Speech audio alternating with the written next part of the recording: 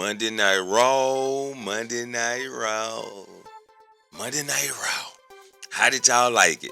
You gotta let me know down in the comments. How did y'all like Monday Night Raw this week? And for me, what I think about Monday Night Raw is give me the Kabuki Warriors anime movie with Rhea Ripley being the big bad. You know what I'm saying? Give me the anime movie of the Kabuki Warriors. Io Sky, Asuka, and Kairi Sane with Rhea Ripley being the big bad and Rhea Ripley possessing Io Sky, turning her against the Kabuki Warriors. They find a way to release the spell and defeat Rhea Ripley in the end. What y'all think though, huh? Would y'all watch that anime movie? Give me that shit, WWE. What the fuck y'all doing? Give me that shit, huh?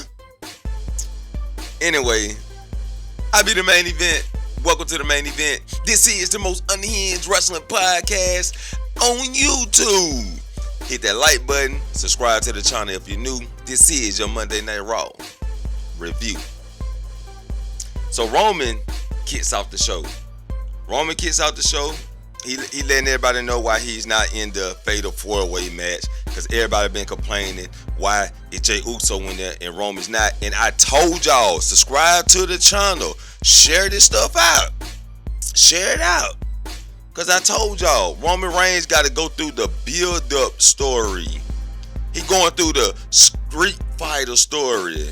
The Streets of Rage story. The Double Dragon story. The Ninja Gaiden story. You got to face the lower grade people before he get to the main villain. That's Roman Reigns' story right now. Don't y'all see that? Or y'all trying to see what you want to see, right? You want to see Roman Reigns go straight after Seth Rollins? No, Roman Reigns has to overcome Bronson Reed first. After he get through with Bronson Reed, he got to feud with Brian Breaker. After he finished Brian Breaker, if there's another member, he gonna have to face that member also. If it's another member. And then Roman Reigns go for the boss, which is Seth Rollins. That's when he get his match. So while we wait for Roman Reigns to go through his storyline, we have to do fill-ins. Jey Uso is a fill-in. Not just a fill-in. Jey Uso is now in the main event picture. He's now in the world title class. So he's not downgrading no time soon. That's why Jey Uso is in this picture. Come on, y'all. Let's not play dumb. Well, anyway, Paul Heyman and Bronson Reed pull up. They get to fight, and they had a pull-away brawl. Finn in the backstage sees Dominic Dirty Dom talking to El Grande again. And Finn Balor is still in his feelings about it. Oh, poor Finn Balor. He feel like Dirty Dom is about to start his own group. Yeah, Dirty Dom gonna have his own group up in AAA. That's a AAA group. Judgment Day is your main roster group. So we get JD versus Dragon Lee. And Dirty Dom tried to help, but he was attacked by AJ Styles, giving Dragon Lee the win. LA Knight got interviewed backstage. We get a match with Penta versus Kofi Kingston. And these guys give you what they gonna give you what you need in the ring. So they went out there and did their thing. And Kofi comes out victorious over Penta. Now I know everybody been complaining about the New Day. And even I said some shit about the New Day, right? They heel personnel is not as strong as it should be, or how I perceived it should be. So it seemed like New Day had a problem, or a big problem, with connecting with the heel persona. And now that they're kind of like easing their way into like feeling comfortable being heels, I think it's about to be. I think it's about to be explosive. And with Big G on the side, it's about to be explosive and comedic. But that was a very upsetting thing. Penta was like right there in the Seth Rollins picture. Then Penta goes down to a New Day scenario. Yeah, I think they tried to slow Penta momentum down just a little bit because I think they knew that they figured they were pushing him too fast, and they want to long storytelling. Triple H want to long stroke this motherfucker. Woo. Let me know what y'all think about that down in the comments. Rhea and Io Sky talk, and they were talking backstage while the Kabuki Warriors looked on. Oh, they hug it out, and Asuka is furious. Roxanne got interviewed backstage. Stephanie Valkyrie talks to Adam Pearce, and I think this moment was not to let everyone know what's going on, but to also let people feel sorry for Stephanie Valkyrie. Oh, look at the sad face. Oh, really wanted to fight at Clash at Paris. Yeah. And she was looking so sad. Oh, we ain't gonna at Clash Paris. So we ain't gonna get that. Then again, she might come out and somebody match and do it. I don't know. Or they might have a fight backstage and shit. I don't know. But we ain't gonna get the at Clash at Paris.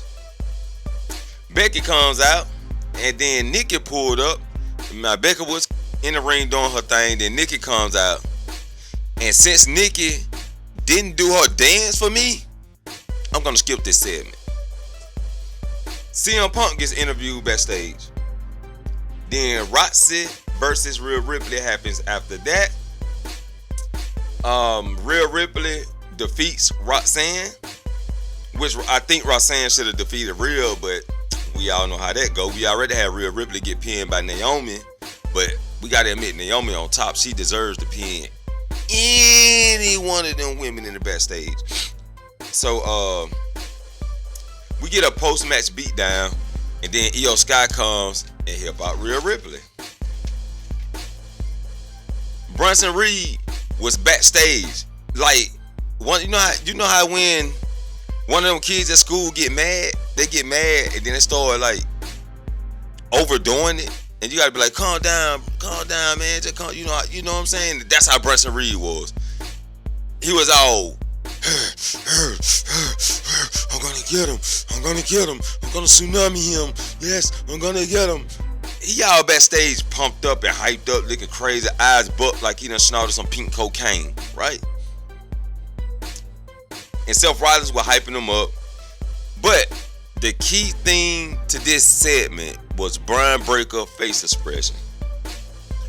Brian Breaker had this "what am I doing here" face expression, right? Seth Rollins were trying to hype him up, but Brian Breaker just stayed in character, right? Like, yo, I can beat Seth Rollins. Why am I listening to him? That's the kind of vibe it gave off. So let me know what y'all think. What's going on with Brian Breaker? AJ Styles versus Finn Balor, because Dirty Don sent Finn Balor to fight AJ Styles again, and AJ Styles come out victorious. Finn Balor said he can do this on his own. He don't need no one. So Finn Balor is becoming a breakout for Judgment Day. It seems like his screen pulling is starting to pull him. Rhea and Io were talking backstage again, and after Rhea Ripley walks off, the Kabuki Warriors pull up, and Asuka and Io Sky gets into it again, right? This when I was like, look at Io Sky. Look at, I realized she's giving off sexual adductive faces. We're dealing with these women. Sexual adductive. Hey, yeah. So she giving out these sexual adductive faces. And yeah, I'm not gonna say what I was just gonna say. I'm glad I caught myself because I don't edit nothing out, and I just keep going with this. I'm not finna go. I'm not finna go there, y'all. Woo! Let me catch myself. Let's get back in it, baby. Let's get back into it. This is the most unhinged wrestling podcast on YouTube, but I'm not finna go that unhinged. Okay. Jey Uso talks to Roman Reigns, and Roman Reigns was speaking like I speak. Man, think about yourself, man. Ain't doing you no good. You done helped everybody out, and you ain't getting no help back. It ain't coming out nothing in return good for you. You need to look out for yourself because you're trying to get to the top right now. And since you trying to get to the top, you got to cancel out the friendships. You have to cancel out the friendships. Even if you don't want to, you got to. Because you're trying to get to the top. It's nothing personal. It's business. That's the way Roman Reigns was talking to Jey Uso. And I can feel that shit. New Day was talking shit about defeating Penta as Grayson Waller, the dude boy, were throwing up these fake ass confetti all in the air. And it was funny to me though. It was funny to me. I don't know about it. It was funny to me. Bayley still hearing voices in her head. They talk to her, but she don't understand. They talk to her. They talk to her. Oh, yeah. Bayley was backstage talking to herself again. She got these crazy voices of her different personalities going through her head. Something like I be doing sometimes. Like, man, shut the fuck up. And you be like, nah, don't do it. Nah, I'm going in. And then I get eliminated and sent back to the lobby for trying to 1v4 a whole squad by myself and not waiting on my teammates. But anyway, that's a whole nother topic. We Fortnite on wrestling. Anyway, Bayley is trying to get herself together, but she got these crazy thoughts going through her head. So I'm wondering what's this gonna lead to? Because Lyra Valkyria is concerned now. Now she's concerned about Bayley after you just ditched her and told her all this bullshit. Lyra, have you not kept up with the Bayley story? Have you not been watching the last few years when Bayley came back with Dakota Kai and Io Sky? Have you not seen what happened with her and Sasha Banks? Which I think Bayley turned on Sasha Banks, but I digress. Excuse me. Have you not seen when Io Sky and were talking shit about Bayley with the Kabuki Warriors, and then Dakota Kai were trying to defend them until Bayley learned some Japanese. I'm sorry. I done pulled a motherfucking Carlito. Until Bayley learned a little Japanese and started knowing what the fuck they were talking about behind her back. And all the work and ethics that Bayley put into Damage Control, she was turned on. And she looked up to you, Lyra. She was looking up to you. Yeah, she thought you was her friend, Lyra. She thought y'all can probably like have matches together but still be friends. You know, the matches is just business, but we still friends, right? But now, Lyra, you turned your back on her. And now you concerned? Man, go sit your ass down somewhere. Sit your ass down. Anyway, we get Roman Reigns attacking the Bruns backstage. And he mainly was attacking Bronson Reed. Then LA Knight jumps on Braun Breaker. Then they fight all the way to the ring. And then they fight around the ring. And then they finally get in the ring after LA Knight capitalized on Braun Breaker jumping out the ring to the announce table. Finally, the bell rings. LA Knight actually was getting the best of Braun Breaker to a point where Seth Rollins has to come out. Cause a distraction. Braun Breaker picks up the win. We get a post-match beatdown. Jey Uso come out. CM Punk come out. Then the Evolution, the Vision, they escape. CM Punk pushes LA Knight into Jey Uso. Then they fight. Jey Uso super kicks LA Knight. And then CM Punk thought he had Jey Uso by his side, but he gets super kicked. Jey Uso stands tall in the end, which I think Jey Uso is getting pinned this weekend. But CM Punk's selfish ass, he's selfish, and he's scared of Seth Rollins. I ain't gonna say he's scared, but he don't think he can win.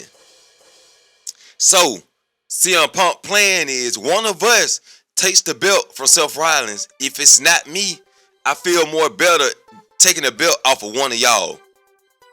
That's the way CM Punk putting this shit. That's the way CM Punk getting down. CM Punk is being very selfish. But I'm glad Roman Reigns had that talk with Jey Uso. And I know some people were like, oh, Jey Uso, did he turn heel? Hell no. Jey Uso didn't turn heel. Jey Uso is going for the gold. Jey Uso is trying to go to the top. Jey Uso is trying to be the man around that bitch. And he can't be the man around that bitch if he got fucking friends around. So Sami Zayn, with Sami Zayn gone to SmackDown, this leaves Jey Uso to be his own free man. He don't have to worry about having nobody back. Nobody. Not even Roman Reigns. Right? Y'all don't see this shit? Anyway, let me know what y'all think about Monday Night Raw down in the comments. I'll be the main event, and I'll catch you all in the next main event. Peace.